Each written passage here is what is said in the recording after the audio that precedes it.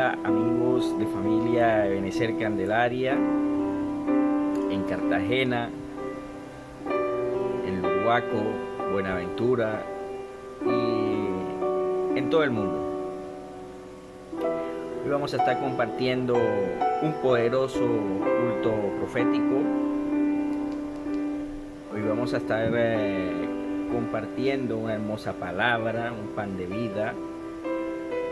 Primeramente vamos a orar, vamos a poner esta palabra en manos del Señor, que sea Él guiándonos a toda verdad, que sea Él llevándonos a toda iluminación de su palabra, que nos permita cada día entender más el propósito que tiene con cada uno de nosotros, con nuestras familias, el propósito que tiene con cada uno de nuestros ministerios, el propósito que tiene con cada uno de los servidores que tiene para su honra, para su gloria, para su servicio.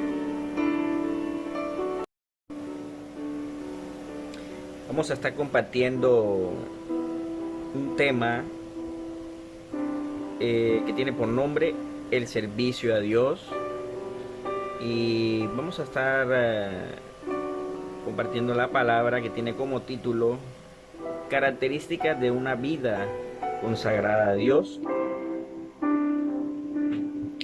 Como primera medida vamos a estar compartiendo un texto que se encuentra en el libro de los Salmos, capítulo 110, versículo 4. Leemos la poderosa palabra en el nombre de Jesús. Juró Jehová y no se arrepentirá. Tú eres sacerdote para siempre, según el orden de Melquisedec. Bueno, mis amados hermanos, hoy en día nosotros escuchamos en diferentes medios, escuchamos en la calle, escuchamos de los amigos, de los vecinos, escuchamos de mucha gente hablar acerca de los diezmos, hacen unas críticas o de por qué los cristianos evangélicos manejamos ese sistema de diezmos, de ofrendas, de primicias, estos sacrificios económicos que se realizan al interior de nuestras congregaciones. Y en muchas ocasiones, inclusive yo cuando estuve en el mundo, hablaba mal de los siervos de Dios, hablaba mal de las personas que de una u otra manera estaban realizando alguna actividad religiosa y recogían el dinero, vivían de estas cosas. Pero a medida que uno va conociendo la palabra, a medida que uno va leyendo la palabra, a medida que usted va escudriñando las escrituras, usted empieza a encontrar en las escrituras, en diferentes apartes, en diferentes libros, en diferentes capítulos, usted empieza a encontrar el porqué de estas ofrendas, de estas primicias, de estas, digámoslo así, holocaustos, de estos dineros que se dan en las congregaciones. Y el fin principal es hacer la obra de Dios. El fin principal es tratar de restaurar vidas. Y cuando se restauran las vidas, se restauran las personas, se restauran las familias y se ayuda también a restaurar la sociedad. Amén. En ese orden de ideas, me inquietaba el espíritu y sé que muchos de nosotros, a pesar de que llevamos tiempo en el Evangelio, a pesar de que hemos creído en fe sobre estas cosas, del porqué de cada una de ellas, se nos ha dado la explicación. Sin embargo, notamos que hay muchas personas que les es difícil empezar a caminar en esta fe.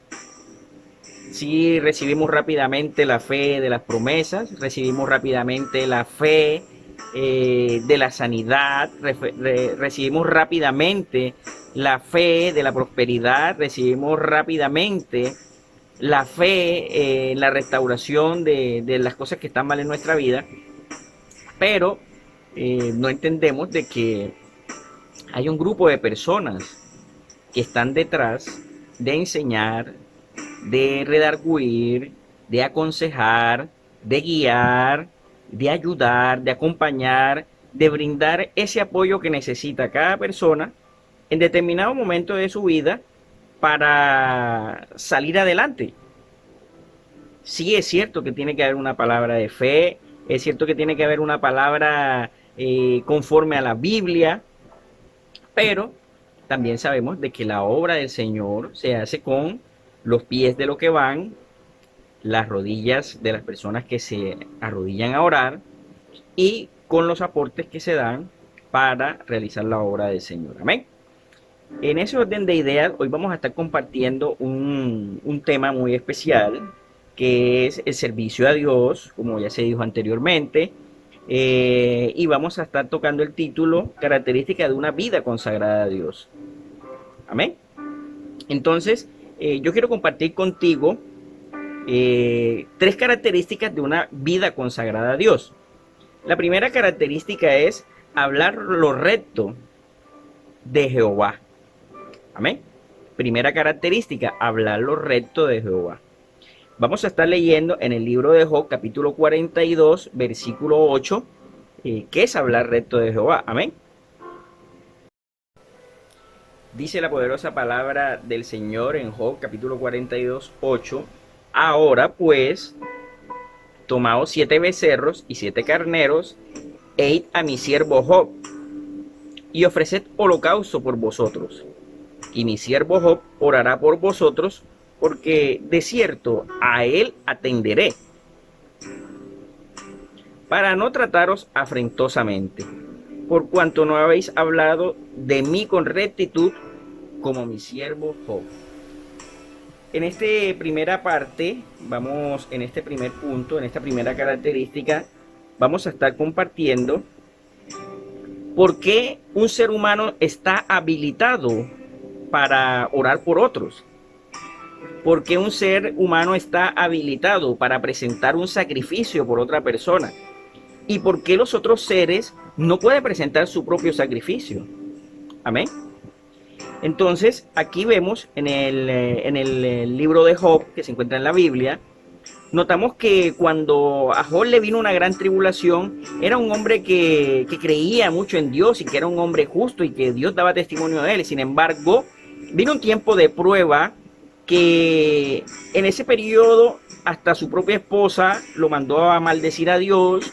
Sus amigos, llegaron 3 amigos y hablaban mal de él y decían que seguramente era porque él había hecho algo malo, porque había pecado, porque había hecho algo que le desagradaba a Dios. Y Job se mantenía en que él era íntegro. Job decía, no, pero es que yo tengo una vida íntegra.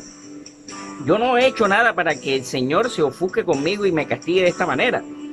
Entonces, en ese libro de Job, nosotros lo leemos, lo escudriñamos y empezamos a entender de que el Señor había permitido de que Job fuera aprobado. Job había recibido una prueba.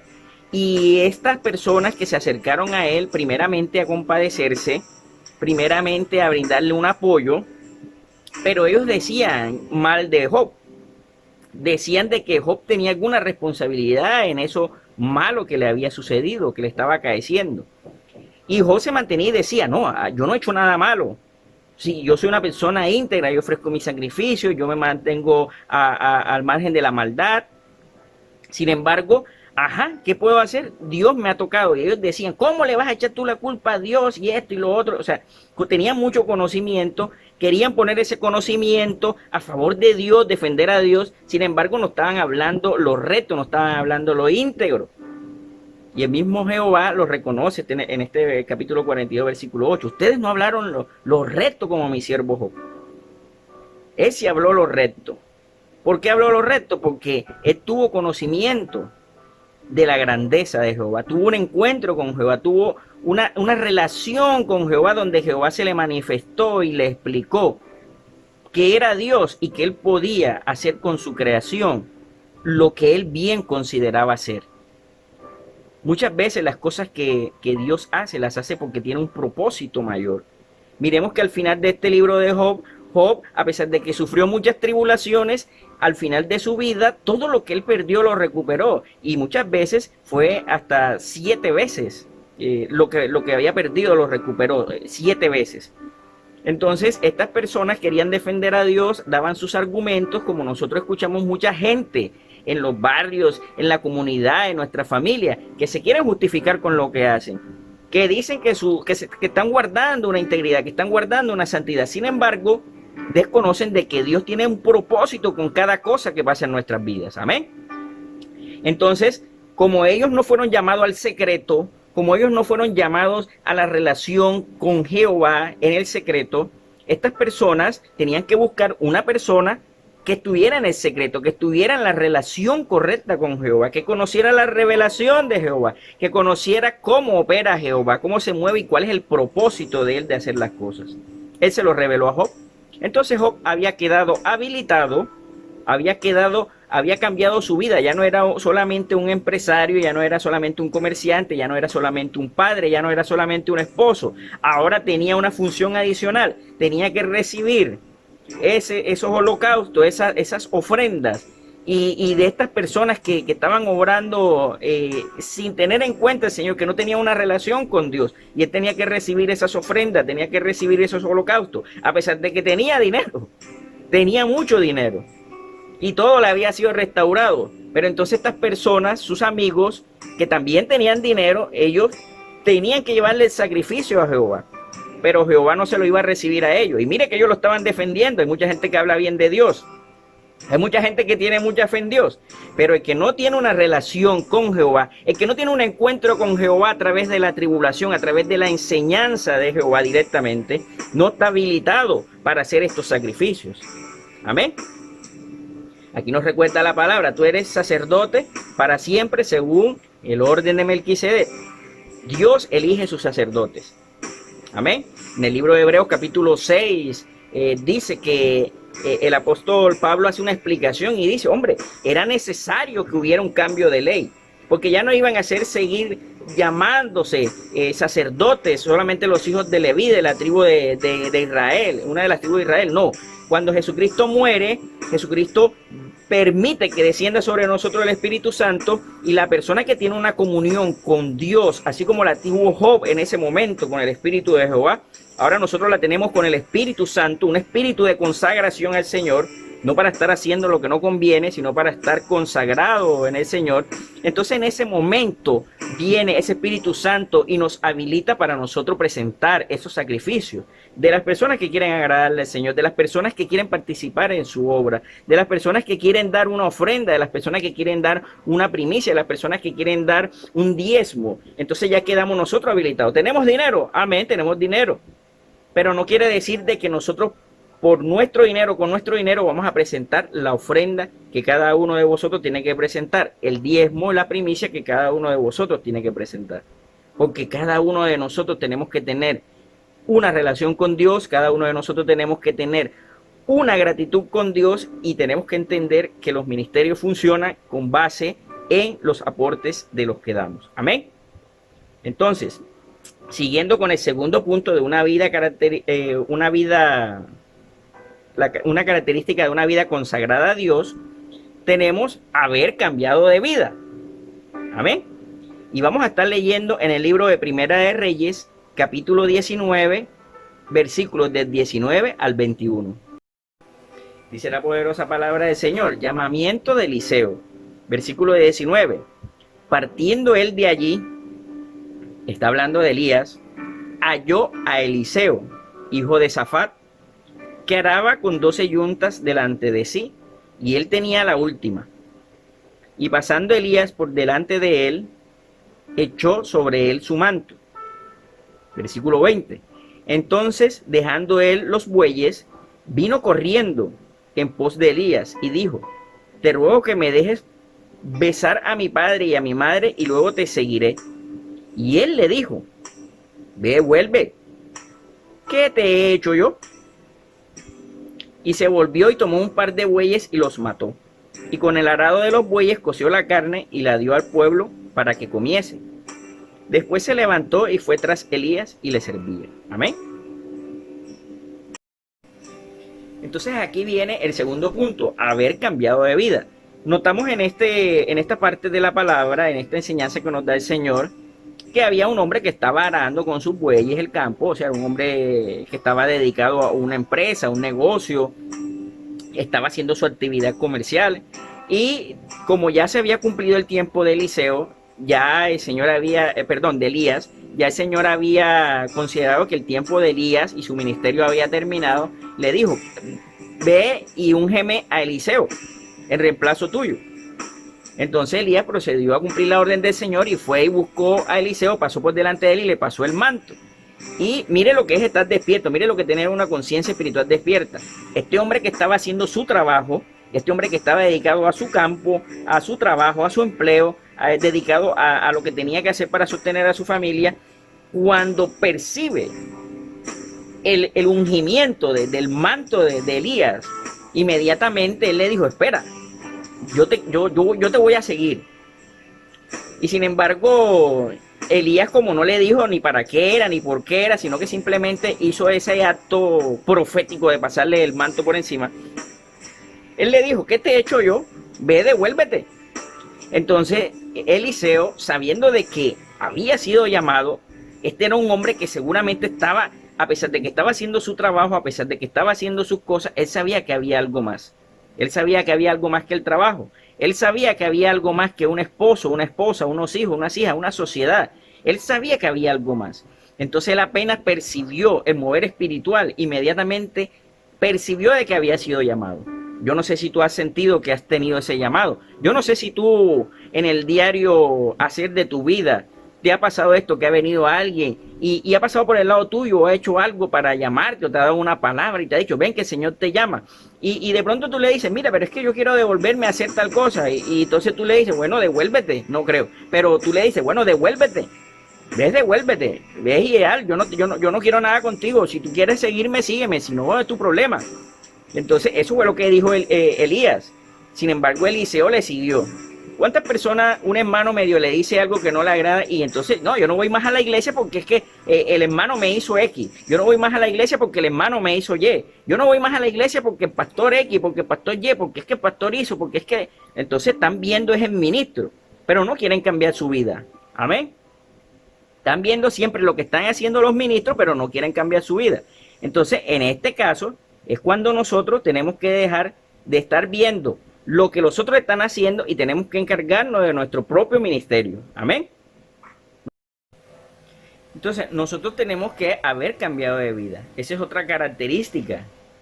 Esa es otra característica de una vida consagrada a Dios, haber cambiado de vida. Y en el segundo punto, dejar todas las cosas atrás para seguir a un ministro, para seguir el ministerio al que fuiste llamado, sirviendo de tiempo completo.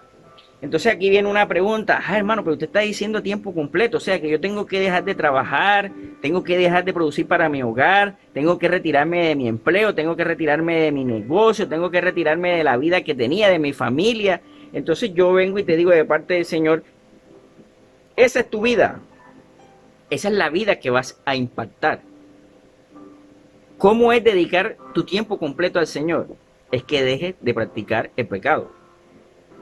Es que te arrepientas y lleves una vida dedicada y consagrada al Señor. Es llevar una vida en santidad. Es difícil, no es fácil. El cuerpo está viciado, la mente está viciada. De continuo nuestros pensamientos son hacia el mal.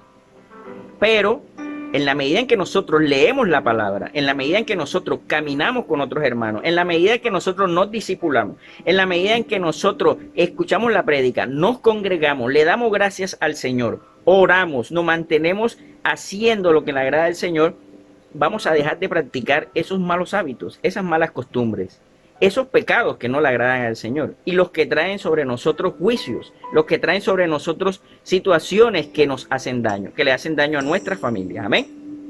Entonces, en este orden de ideas, nosotros servimos de tiempo completo cuando dejamos de practicar el pecado. Cuando en todo momento oramos y percibimos cuál es el mover espiritual, qué es lo que quiere Dios de esta situación. Recuerde, Dios todo lo hace con un propósito. No cae una hoja de un árbol sin que Dios lo permita, dice la poderosa palabra del Señor. Y si no cae una hoja de un árbol, cuánto más las cosas que pasan en tu vida, Dios tiene el control. Pero a veces no entendemos. Si de pronto enfermamos, Dios no nos quiere. El hermano está en pecado. Si de pronto nos va mal en un negocio, Dios no nos quiere. Dios se alejó de nosotros. El hermano está en pecado. Si de pronto pasa una situación familiar, una situación personal, una situación laboral, Dios no me quiere, el hermano está en pecado. No, no, no, no. Dios todo lo que hace lo hace con un propósito. Y el propósito es que usted en la mañana, a las 5 de la mañana, a las 6 de la mañana, muy temprano en la mañana, ore. Se coma un versículo. Lea la palabra del Señor. Ore. Y va a estar siempre preparado, va a estar siempre con esos ojos espirituales, con esos oídos espirituales, con esa boca espiritual para declarar como conviene. Y cuando venga el problema, usted muy seguramente ya va a tener de parte de Dios la respuesta, la solución. Paciencia para unas cosas, déjame que yo opere. O obra, muévete en esto, muévete así, muévete acá. Vas a entender el propósito de Dios en muchas cosas. Hay otras cosas que nunca vamos a poder entender. Nuestra mente no puede alcanzar el entendimiento, ni la presencia, ni el conocimiento de Dios. Pero sí tenemos que tener nuestra confianza puesta permanentemente en Él. Cualquier cosa que pasa con nuestros hijos, nuestras hijas, cualquier cosa que pasa con tu esposo, con tu esposa, con los familiares, cualquier cosa que pasa con ellos, es una oportunidad que Dios está dando para que tú muestres quién es Jesucristo. Es una oportunidad que Dios está dando para que tú muestres que has cambiado de vida, para que ya no hables con pesimismo, para que lleves una palabra de fe, para que lleves una palabra de paz, para que lleves una palabra de reconciliación del hombre para con Dios. Amén. Y por último, el tercer punto, depender completamente de Dios. Ahí vamos a estar leyendo en el libro Primera de Corintios, capítulo 9, versículo del 13 al 14. Dice la poderosa palabra del Señor, Primera de Corintios capítulo 9, versículo 13 y 14. ¿No sabéis que los que trabajan en las cosas sagradas comen del templo y que los que sirven al altar del altar participan? Así también ordenó el Señor a los que anuncian el Evangelio que vivan del Evangelio. Amén. Yo tengo acá una anotación que dice, vivir dependiendo de Dios y su evangelio todo el tiempo. Por la palabra todas las cosas fueron creadas y por la palabra subsisten. ¿Cuánto más nuestras vidas deben subsistir por medio de la palabra? ¿Qué quiere decir esto? Sí, es cierto, estamos trabajando en la obra del Señor. Nosotros participamos de los sacrificios que traen los hermanos, las ofrendas, los diezmos, las primicias. Nosotros somos participantes de eso. Es el principio fundamental, que todos unidos en el Señor participemos de estas cosas, que como hermanos tengamos todas las cosas en común, que como hermanos nos ayudemos unos a otros a sacar los negocios adelante, a sacar las familias adelante, que haya una unión, que haya una verdadera familia, una sola familia, la familia de la fe, una sola familia, la familia de Dios. Amén. Y nos dice que muchas veces nosotros entramos en duda, entramos en desesperanza, entramos en desasosiego, hablamos mal, como predicaba nuestro pastor Wilson, hablamos muy mal, dudamos, tenemos miedo, decimos con nuestra boca cosas que sabemos que no van a pasar porque Dios es muy misericordioso y muy bueno para con las personas que le sirven, pero nosotros a veces hablamos como si Dios fuera a obrar mal contra nosotros. Como si Dios no nos tuviera misericordia, como si Dios no nos conociera, como si Jesús se hubiese sacrificado en vano por nosotros. Amén. Entonces dice este tramo de la palabra, depender completamente de la palabra. Muchas veces queremos depender de nuestra ciencia, queremos depender de nuestro conocimiento humano, queremos depender de nuestra malicia, queremos depender de rebusque, de cómo la pueda aplicar, de cómo me pueda aprovechar de X o Y situación, de hacerle trampa al CISBEN, de hacerle trampa al gobierno, de tener los subsidios, de coger el subsidio de la casa, de coger el subsidio de que le da a mis hijos, de coger el subsidio del otro, de quitarles el subsidio a los otros, de prestarle al interés, de aprovecharse las necesidades de otros. O sea, nos hacemos muy vivos. Nos volvemos unas abejas, pero unas abejas no trabajadoras para recolectar para el panal, sino unas abejas para andar picando a las demás personas, para andarle haciendo daño a las demás personas. Entonces aquí es donde viene el Señor y nos dice, dependan de mi evangelio. No es que ahora solamente vamos a depender de la iglesia, no, es que ya me dediqué a la iglesia y ya no. Hay tiempos en el cual tú tienes que ser formado, hay tiempos en el cual tú tienes que ser educado, hay tiempos en el cual tus fortalezas y tu forma de ver la vida, tu forma de actuar tienen que ser transformadas, renovadas. Pero luego de que estas cosas son transformadas y renovadas, tú tienes que volver nuevamente al lugar de donde saliste. Te llevaré y te traeré porque no te dejaré hasta que haya hecho lo que dije que voy a hacer contigo. Entonces, si Dios dijo que va a arreglar tu familia, es posible que un tiempo alguien de tu familia o varias personas de tu familia o tú salgan de tu familia, pero el Señor te va a volver a traer porque Él dijo que va a restaurar tu familia. Yo no sé cuántos dicen amén. Puede que tuvieras un buen trabajo, ahora mismo no tienes un buen trabajo, un buen empleo, una buena, un buen método para adquirir dinero, para adquirir riqueza. Pero el Señor te está diciendo, te llevé y te traeré. Te saqué de allá de ese lugar donde estabas. Te saqué de ese lugar donde estabas. Era necesario que salieras un tiempo, pero ya recibiste la formación, ya recibiste tu cambio, ya has cambiado tu vida, ya tienes palabra de vida para llevar nuevamente a ese lugar de donde yo te había sacado. Ahora sí puedes enfrentarte nuevamente a esos Goliat que antes te vencieron, a esos filisteos que te sacaron huyendo y te mantenían aterrado. Hoy en día te vas a enfrentar a estos filisteos en el nombre de Jehová. Dice la poderosa palabra del Señor en el Salmo 110, que tu vara, la vara de tu poder vendrá de Sión, para que puedas hacer frente y derrotar a tus enemigos. Estoy parafraseando. En la hermosura de la santidad. Sin santidad nadie verá a Dios. Sin santidad nadie va a poder derrotar a sus enemigos. Sin santidad nadie va a poder restaurar su hogar. Sin santidad nadie va a poder restaurar sus finanzas. Y si la haces aplicándola, puede que te vayas de esta vida con mucho dinero cuando mueras, pero igual se va a quedar el dinero acá. Y cuando llegues al cielo, cuando llegues a la presencia de Jesús, vas a tener que dar cuentas. Amén. No sé si eso es lo que quieres para tu vida. Yo prefiero vivir mi vida en el Evangelio. Yo prefiero vivir mi vida viviendo del Evangelio. Y no solamente de lo que sabemos que los hermanos tienen que traer para el Señor, porque eso es del Señor. Y que de pronto nosotros podemos tener algún beneficio de ser administradores de todo lo que hay en esta tierra. Mas, sin embargo, cada uno dará cuentas al Señor de lo que hace con su administración. Amén. Entonces, nosotros tenemos que dejar todos los rudimentos religiosos, seguir y servir a Cristo, pues ese es el fundamento de nuestra vida, dependiendo completamente de Dios. En estos tiempos de diciembre vienen las aflicciones. En estos tiempos de diciembre a muchos le nace Jesús en su corazón, porque tienen una necesidad. Cuando viene noviembre, baja el nivel de afluencia de los creyentes. Acá en Cartagena por lo menos baja el nivel de afluencia de los creyentes. Y cuando ya llegan los primeros días de diciembre, a mediados de diciembre, entonces de una vez ya viene y les nace el niño Jesús en el corazón a las personas, porque esperan un aguinaldo, porque fuimos programados de esa manera. Estamos esperando que el niño Jesús venga con unos aguinaldos, el niño Jesús venga con unos regalos.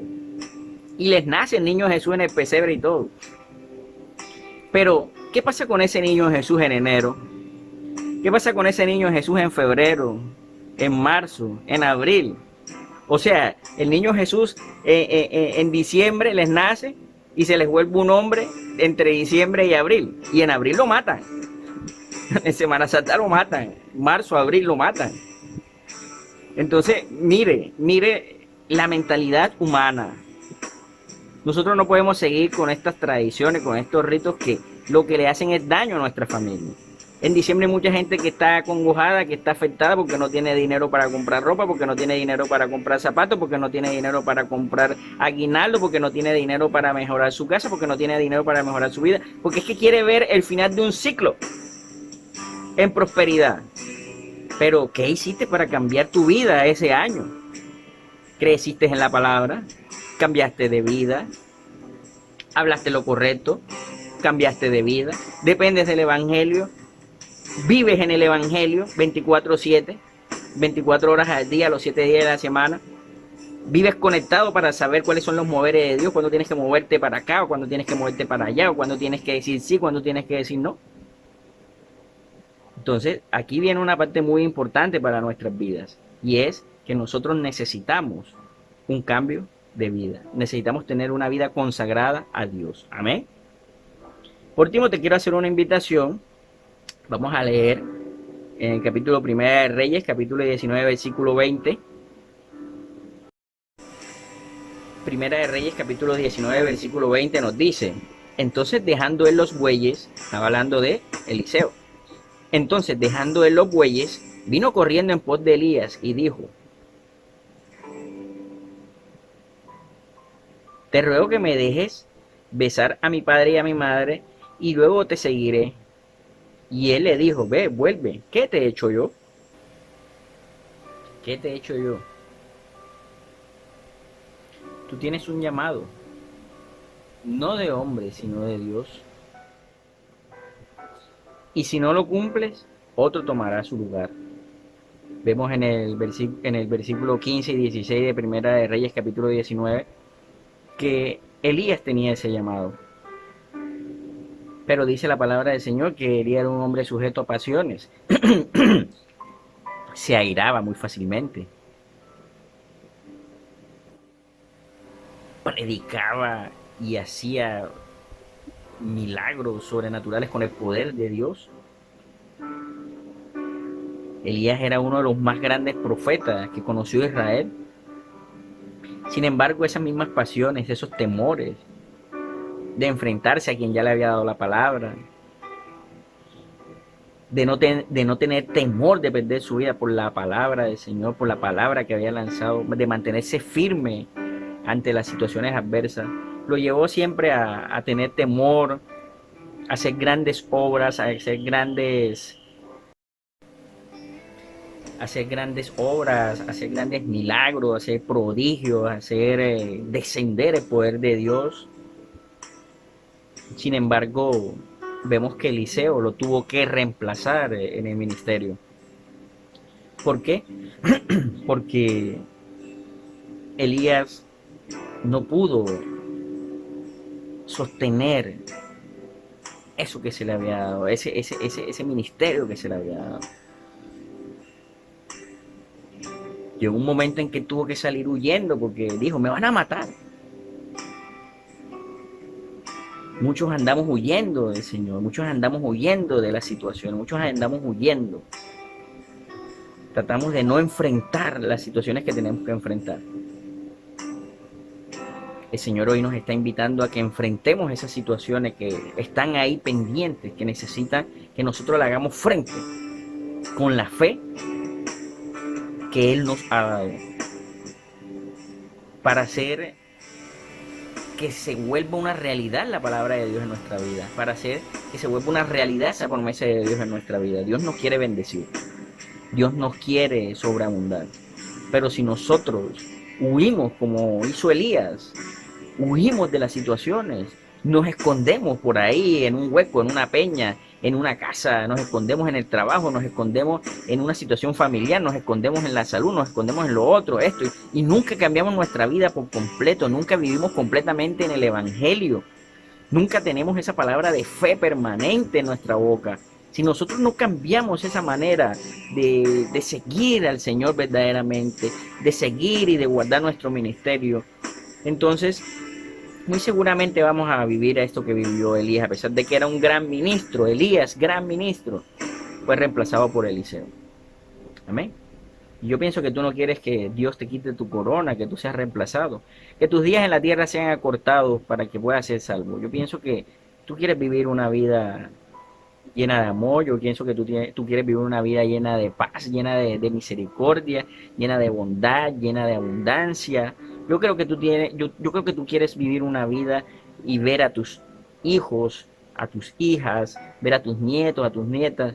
Y cuando partas de este peregrinaje, irte con la satisfacción de que le serviste al Señor y de que dejaste un legado, de que fue salvo tu nombre, tu apellido, tu casa.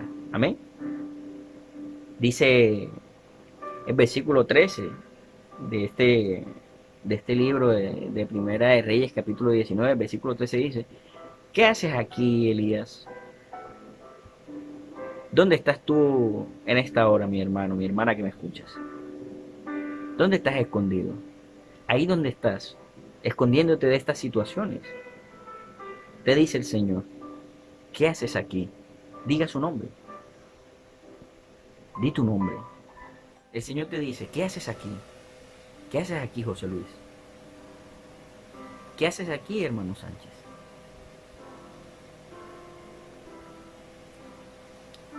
Vamos a estar orando. Padre, te damos gracias por esta palabra. Necesitamos cambiar de vida, Señor. Necesitamos cambiar, Señor, nuestra forma de hablar de ti. Necesitamos entender que tienes un propósito para nuestras vidas. Ahí donde estás, inclina tu rostro. Necesitamos, Señor, que tú hagas un milagro en nuestras vidas.